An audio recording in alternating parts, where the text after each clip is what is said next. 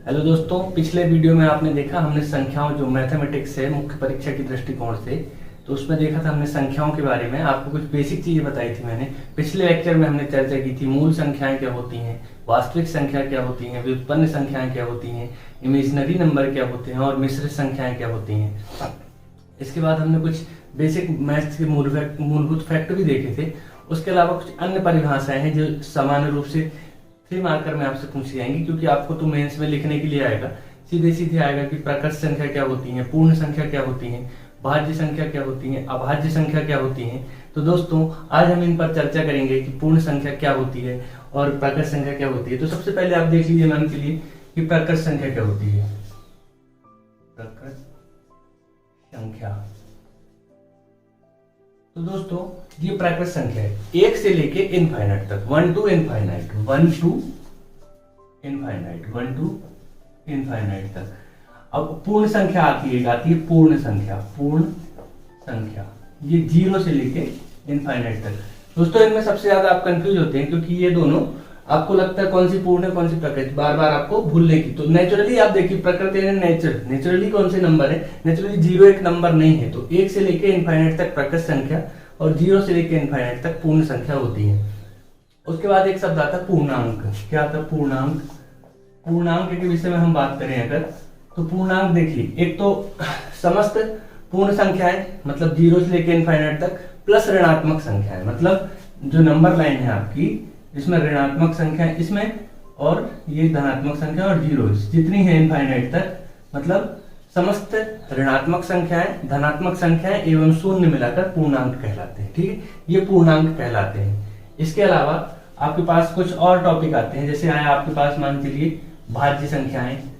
भाज्य संख्याएं क्या होती हैं? वे संख्याएं जो अपने और एक के अलावा अन्य संख्याओं से डिविजिबल होती हैं, मतलब जिनमें स्वयं के अलावा और एक के अलावा तब दूसरे अन्य संख्याओं से भाग चला जाता है, वो कौन होगी? अभाज्य संख्या। एक आता है अभाज्य संख्याएं। अभाज्य संख्याएं क्या होती हैं? जो सिर्फ स्वयं से और एक से डिविजिबल है, जो स्वयं से और एक से जो डिविजिबल है वो अभाज्य संख्या कहलाएंगी। ठीक है, अभाज्य संख्याओं को दोस्तों रूढ़ संख्या भी कहते हैं। आ जाएगा 3 नंबर में रूढ़ संख्या किसे कहते हैं, तो आप लोग कंफ्यूज मत होना, इसको अभाज्य संख्याओं को ही रूढ़ संख्या कहते हैं। अभाज्य संख्या दोस्तों, अभाज्य संख्याओं में आपको पता है इसमें बहुत सारी सबसे ज्यादा आने की इसमें संभावनाएं रहती है। एक होता है सह अभाज्य मतलब दो ऐसी संख्याएं जिनके मतलब एक ही गुणनखंड हो। 2 ऐसी संख्याएं जिनका सिर्फ एक गुणनखंड हो, मतलब जैसे आप लिख दो आप 2 लिख दो और 7 लिख दो, 2 और 7। अभी क्या किसी और से कटेगा? किसी और से नहीं कटेगा, सिर्फ ये 2 से ही कटेगा और 7 से ही कटेगा। तो ये क्या होगा? सह अभाज्य है। ठीक है, इस तरह से आप देखता। अब आपको आएगा सम संख्याएं, ये सब तो आपको मालूम होगा, हालांकि सम संख्याएं। एक आएगा विषम संख्याएं। सम संख्याएं क्या होती हैं? विषम संख्याएं क्या होती हैं? सम संख्याएं वो संख्याएं होती हैं जो 2 से डिविजिबल है, विषम संख्याएं क्या होती हैं? सम संख्याएं 2 से डिविजिबल बस नहीं, हाँ ठीक है, जिनके इकाई के अंक 0, 2, 4, 6, 8 ये वो तो सम संख्याएं हैं। जिनका इकाई का अंक 1, 3, 7, 5 ये सब हो तो क्या होंगी? विषम संख्या होंगी। तो इस तरह से ये कुछ चीजें हैं। अब आएगा आपके पास एक परिमेय संख्या, एक आएगा अपरिमेय संख्या। कौन सी? परिमेय, एक आएगा अपरिमेय। इतनी सारी चीजें आएंगी आपके पास। देखिए, तो परिमेय संख्या क्या होती है? वे समस्त संख्याएं जिनको p बाई क्यू के रूप में लिखा जा सकता है। आपको 3 नंबर में आएगा तो आप ऐसे लिखना, वे समस्त संख्याएं जिनको p बाई क्यू के रूप में लिखा जा सकता है परिमेय संख्याएं कहलाती हैं। अब जहां पर q क्या होगा? q is not equals to 0, क्योंकि अगर q 0 हो गया तो इनफाइनाइट आंसर आएगा, तो वो q यहाँ पर 0 नहीं होना चाहिए। जो ये समस्त संख्याएं जिनको p बाई क्यू के रूप में लिखा जा सकता है परिमेय संख्या कहलाती हैं। अपरिमेय संख्या क्या कहलाती है? जो p बाई क्यू के रूप में नहीं लिखी जा सकती, जिनको p बाई क्यू के रूप में नहीं लिखा जा सकता। तो ये आपकी कुछ नंबर्स के परिभाषाएं हो गई। परिभाषा में मैंने आपको बताया था कल के लेक्चर में, कुछ आज के लेक्चर में। मूल संख्याएं क्या होती हैं, व्युत्पन्न संख्याएं क्या होती हैं, वास्तविक संख्याएं क्या होती हैं, और आपकी इमेजिनरी संख्याएं क्या होती हैं, मिश्रित संख्याएं क्या होती हैं, रूढ़ संख्या क्या होती है, प्रकट संख्या क्या होती है, पूर्ण संख्या, पूर्णांक, सम संख्या, विषम संख्या, सह अभाज्य, भाज्य और परिमेय अपरिमेय, ये सारी जो है आपकी परिभाषा के रूप में यहाँ पर प्रश्न पूछे जाएंगे 3-3 नंबर में। तो आप इनको बढ़िया परिभाषा के रूप में आप लिख दीजिएगा। इनके जो है तो परिभाषा के रूप में लिखने का बढ़िया अपना एक तरीका होना चाहिए। जैसे अब यहाँ पर ये सारी चीजें तो हो गई। इसके बाद हम एक टॉपिक चालू करते हैं जिसका नाम होगा संख्या रेखा। क्या नाम होगा? संख्या रेखा। संख्या रेखा क्या कहलाता है दोस्तों? संख्या रेखा की आप अगर परिभाषा की बात करेंगे तो कल मैंने आपको वास्तविक संख्या बताई थी कि वे संख्याएं जो संख्या रेखा पर निरूपित किए जा सके तो वास्तविक संख्याएं कहलाती हैं। लेकिन अब संख्या रेखा की बात आई तो इसी से तो परिभाषा बन जाएगी कि संख्या रेखा वह रेखा होती है जिसमें सभी वास्तविक संख्याओं को निरूपित किया जा सके, तो वह संख्या रेखा होती है। तो संख्या रेखा देख लेते हैं दोस्तों, ये टॉपिक आता है संख्या रेखा आ जाएगा आपके में। तो संख्या रेखा क्या होती है आपको बताया था मैंने। ये संख्या रेखा मान के लिए यहाँ पर बन गई, बीच में 0 होता है, इसके बाएं साइड माइनस वाली संख्याएं होंगी, -1, -2, -3 इनफाइनाइट तक। यहाँ पर +1, +1, 2, 3 इनफाइनाइट तक। अब दोस्तों कोई नंबर आएगा आपको संख्या रेखा में लिखने के लिए, या 3 नंबर में अगर आपसे वैसे नहीं पूछेगा, ये बहुत छोटी क्लास की चीज होती है, ये आगे मान के लिए आपको 4.32 को संख्या रेखा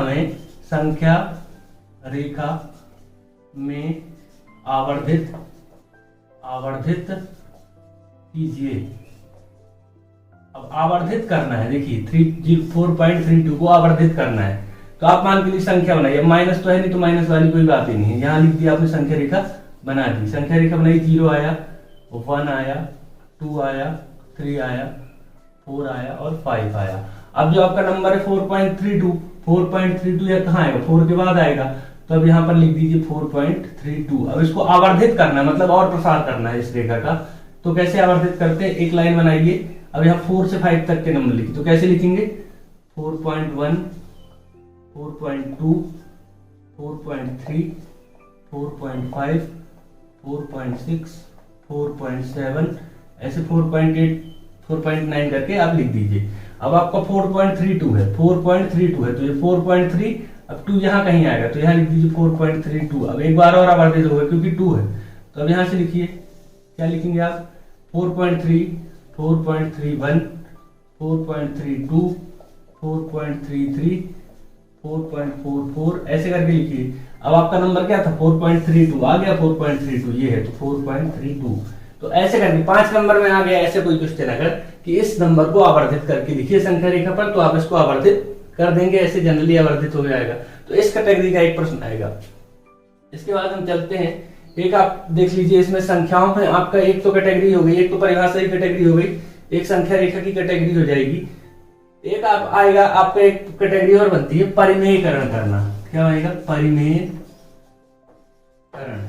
परिमेयकरण करना मतलब कोई संख्या, मैंने आपको बताया था परिमेय कौन सी होती है, जिसको PYQ के रूप में लिख सकते हैं। अब कोई संख्या आपको देगा जो PYQ के रूप में शुद्ध नहीं होगी और उसको बोलेगा कि उसका परिमेयकरण मतलब PYQ के रूप में उसको बना दीजिए। तो मान चलिए आया आपके पास कोई, अब जो परिमेय मैंने बताया था, अपरिमेय क्या हो जाती है? जो ऐसे अंडर रूट के रूप में होंगी, जो वास्तविक नहीं होंगी। तो मान के लिए आ गया आपके पास आ गया 1/2 माइनस √3, ये आ गया आपके पास, ये आया आपके पास। अब आपको क्या करना पड़ता है कि इसमें आएगा, इससे क्वेश्चन आ जाएगा ना, क्वेश्चन लिखा रहेगा 1/2 माइनस √3 का परिमेयकरण कीजिए, परिमेयकरण करें, है ना। तो परिमेयकरण करें, पूरा आएगा हर का परिमेयकरण करें, क्योंकि इसका पूरा देख लेंगे अपन आंसर। ठीक है, तो देखिए क्या क्या यहाँ पर करना पड़ेगा आपको। अब जब भी परिमेयकरण करने को आए तो हर में जो संख्या होती है, हर समझते ना आप, डिनोमिनेटर में जो संख्या होगी तो उसको क्या करना पड़ेगा? उसका साइन चेंज करके, जैसे 2 माइनस √3 है तो 2 माइनस √3 और ऊपर नीचे 2 प्लस √3 का गुणा कर देंगे, 2 प्लस √3 अपॉन 2 प्लस √3, ये आ गया। अब देखिए ये यहाँ पर बना, ये यहाँ पर बना। अब आपको यहाँ पर क्या हो गया? 2 प्लस √3। अब यहाँ पर देखिए a minus b, a plus b का सूत्र लगेगा, तो a square plus b square, a square मतलब 2 का स्क्वायर माइनस √3 का स्क्वायर। तो आपका आंसर क्या बन गया? 2 प्लस √3, 2 2 जा 4 माइनस 3 का ये 3 आया, बराबर 2 प्लस √3 डिवाइडेड बाई 1। ये हो गया आपका परिमेयकरण, हर का परिमेय बन गई। परिमेय है ना, एक क्या है? परिमेय है, और ये संख्या है तो हो गई। तो ऐसे करके आपको एक आएगा, कोई भी सी कैटेगरी आएगी तो आपको क्या करना है, यहाँ पर साइन चेंज करके ऊपर नीचे गुणा कर देना है। ऊपर भी कुछ भी लिखा रह सकता है, नीचे भी कुछ भी लिखा रह सकता है। तो ये वाली कैटेगरी आपकी आएगी कि हर का परिमेयकरण कीजिए। तो एक कैटेगरी आप ये भी सॉल्व कर देंगे। इसके बाद हम देखते हैं दोस्तों, इसके बाद हम देखेंगे घातांक के कुछ नियम, ये संख्याओं में महत्वपूर्ण हो जाएंगे। ये सारी चीजें जो मैं बता रहा हूँ इससे प्रश्न बनेंगे आपके, संख्याओं से ये कैटेगरी के प्रश्न बनने की संभावना रहती है। क्या बताया मैंने, घातांक के नियम। घातांक के नियम आप देखेंगे कि घातांक के नियम कौन कौन से। घातांक के नियम में मतलब कई बार आप कंफ्यूज भी होते हैं कि क्या क्या इसमें करना पड़ता है। इसमें गुणा आएंगे, भाग आएंगे, आपके सारी चीजें आएंगी। अब मान चलिए घातांक के नियम में जैसे ये नियम आप पहले देख लीजिए कौन कौन से नियम होंगे। जैसे आया कहीं यहाँ पर लिखा होगा a की घात m इंटू a की घात n। तो क्या होगा दोस्तों, आप जब भी याद रखिएगा, जब आधार एक जैसे होंगे, इनको आधार बोलते हैं, इनको घात बोलते हैं। a को आधार बोलेंगे, m को घात बोलेंगे। तो जब आधार एक जैसे होंगे तो घातें जुड़ जाएंगी, मतलब a की घात m प्लस n, a की घात m प्लस n। उदाहरण देखेंगे, उदाहरण देख लीजिए। मान के लिए यहाँ पर रहेगा 2 की घात 4 इंटू 2 की पावर 6, ठीक है, 2 की पावर 4 इंटू 2 की पावर 6। तो अब आधार एक जैसे हैं तो बराबर क्या हो जाएगा, 2 की पावर 4 प्लस 6 ऐसे हो जाएगा, तो 2 की पावर 10 हो जाएगा। तो ऐसे करना है आपको, आधार एक जैसे हो तो घातें जुड़ जाती हैं। ये पहला सूत्र। अब देखिए एक और सूत्र देखिए। अब देखिए आप मान चलिए है a की पावर m प्लस a की पावर n अलग अलग है, a की पावर m प्लस a की पावर n अलग अलग है, तो ये अलग अलग सॉल्व होगा। क्या होगा, अलग अलग सॉल्व होगा। फिर आपके पास आएगा, मान चलिए ये वाला हो गया आपके पास a की पावर m पूरे की पावर n, मतलब घात के ऊपर घात। जब घात के ऊपर घात होगी दोस्तों तो आपको क्या करना है, फिर भी गुणा कर देना है, a की पावर m इंटू n हो जाएगी। मतलब जब घात के ऊपर घात है तब भी आपका, अब यहाँ पर देखिए आधार एक जैसे थे तो गुणा करने पर, ये गुणे का साइन होता है तो गुणा करने पर घातें जुड़ गई। अब अगर आधार एक जैसे हैं, a की power m divided by a की पावर n, तो क्या होगा, घातें घट जाएंगी, a की पावर m माइनस n हो जाएगा। तो ये कुछ फॉर्मूले यहाँ पर घातांक के नियम है, ये आपको यहाँ पर सॉल्व करने पड़ते हैं। अब मान चलिए कहीं पर दिया under root a into b, तो इसको कैसे सॉल्व कर सकते हैं, इसको अलग अलग कैसे लिख सकते हैं, इसको लिखेंगे under root a into under root b, इसको ये ऐसे लिख सकते हैं, ठीक है। अब आपके पास कहीं देगा, अब इसके अलावा ऐसे करके फॉर्मूले आते जाएंगे, आपको कुछ क्वेश्चन बताऊंगा उसमें ये सब इंप्लीमेंट हो जाएंगे। अब आपको कुछ इससे सवाल भी बनते हैं। अब कुछ सवाल कैसे बनेंगे, आप देखिए इससे करनी से सवाल बनते हैं कि आपको मान चलिए आ गया कि यहाँ पर अंडर रूट 3 प्लस 4 और इनटू का साइन आ गया, आपको आ गया यहाँ पर अंडर रूट, यहाँ पर 4 इंटू 4 प्लस अंडर रूट 7 आ गया, 4 प्लस अंडर रूट 7 आ गया, जो भी आ गया। अब इसको आपको सॉल्व करना है। तो आप जनरली कैसे करते हैं सवालों को हल, ये 3 नंबर में आपको आएगा। तो पहले इस अंडर रूट का 3 का गुणा इसमें सब में कर दीजिए, मतलब 4 अंडर रूट 3, 4 अंडर रूट 3, फिर under root 3 into under root 7, तो कितना हो जाएगा, 4 under root 3 plus under root 21 plus, अब 4 में 4 का तो 16, अब 4 में अंडर रूट 7 का तो 4 अंडर रूट 7, 4 अंडर रूट 7 आ गया, ठीक है ना। अब यहाँ 4 अंडर रूट 3 है, 4 अंडर रूट 7 है, ये अलग अलग रहेंगे और ये अंडर रूट 21 अलग रहेगा। ये सॉल्यूशन इसका लगभग इतना ही निकलेगा आपका। यहाँ पर कुछ जोड़ने लायक, under root 3 plus under root 3 होता तो जुड़ जाता 2 अंडर रूट 3 हो जाता, लेकिन अंडर रूट 3 अंडर रूट 7 है, सारी चीजें अलग अलग है। तो आप क्या करेंगे, अब इसको थोड़ा सा सॉल्व कर सकते हैं।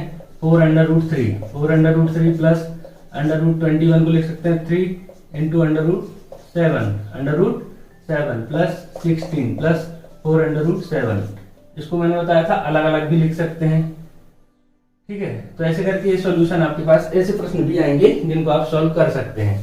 तो इसके बाद मैं एक कैटेगरी और आपको बता देता हूँ इनकी, इसके बाद एक कैटेगरी और बता देता हूँ इनकी आपको, जिससे सवाल बन जाएंगे आपके। घातांक के नियम से सवाल आते रहते हैं कि अब जैसे आपको घातांक के नियम यहाँ पर बता दिए हैं, तो अब इससे कोई कुछ प्रश्न बनेगा अगर कि आप मान के लिए बना 2 की पावर 7 इंटू 2 2 की पावर 9, ऐसे आ गया आपके पास कोई प्रश्न, तो अब आधार इतिहास से आप देख लीजिए घातें जुड़ जाएंगी। या फिर ऐसा कोई प्रश्न आएगा डिवाइडेड बाई, तो आपके ऐसे घातांक के नियम वाले कुछ सवाल आएंगे। मैंने आपको कैटेगरी बताई है कि इस कैटेगरी के सवाल आप कर सकते हैं।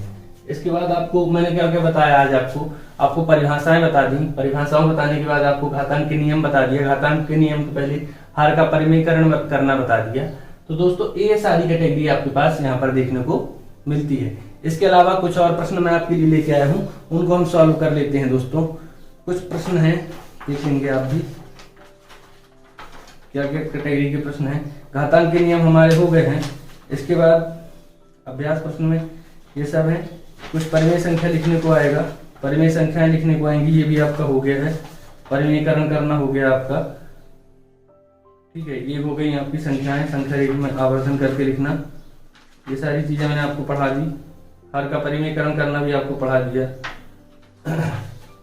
आपको जो जोड़ घटाने आएंगे वो तो आपसे बन जाएंगे। जोड़ घटाने वाले प्रश्न है जो अंडर रूट वाले, वो आपको बता दिए मैंने। घातांक के नियम बता दिए, अंडर रूट वाले ही बता दिए, ठीक है ठीक है ठीक है। चलिए, तो आपके ये सारी कैटेगरी के प्रश्न यहाँ पर बन जाएंगे।